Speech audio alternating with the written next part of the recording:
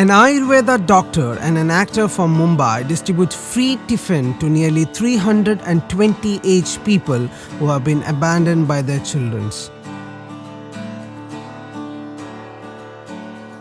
आज से 15 साल पहले मेरी क्लिनिक में एक बुजुर्ग आया, आके मेरे टेबल पे बैठे और बहुत रोए।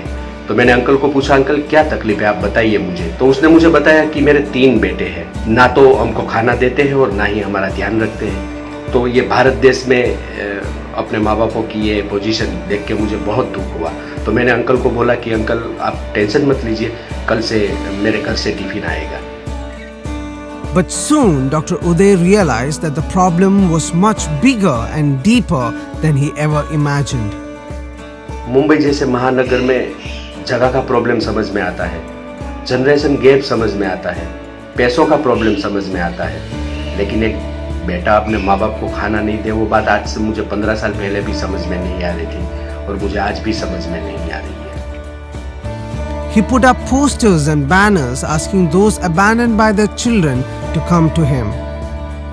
तो पहले ही वीक में मेरे पास कुछ 11 नाम आए और इस 15 साल की जर्नी में आज करीबन 325 माँ बाप का एक मैं लोटा बेटा हूँ और मुझे गर्व है कि मैं इन 325 लोगों को घर तक खाना पहुँचाता हूँ। As the number grew, Dr. Uday started a trust with a bigger kitchen to ensure that the tiffin is reached to everyone every day without fail. And to supplement his earning, he started to work in movies and serials to fund this project. Doctor तो हूँ ही मैं, साथ साथ में मैं actor भी हूँ। तो मैंने कई सारी हिंदी गुजराती सीरियलों में काम किया है, कई फिल्मों में काम किया है।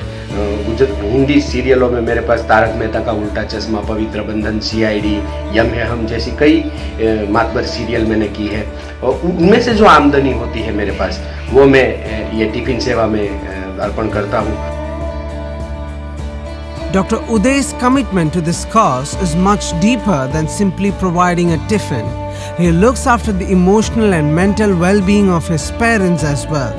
He takes them all to a family picnic along with his actual family. तो हम लोग उसको हर 3 महीने में कहीं मुंबई के आजू बाजू की जगह में घूमने लेके जाते हैं। हर एक फेस्टिवल जो है वो हम साथ मिलके मनाते हैं, साथ में धमाल करते हैं, साथ में मस्ती करते हैं, लेकिन कहीं ना कहीं उन लोगों के हृदय में एक रंज है कि मेरे अपने मेरे साथ में नहीं है। शायद मैं वो कमी नहीं पूरी कर सकता, लेकिन मेरी हर सोच पूरे दिन यही रहती है कि मैं इन लोगों को कैसे खुश रख सकूं। If you find the story of Dr. Uday inspiring, do share it with your family and friends. For more such inspiring stories, keep watching The Better India.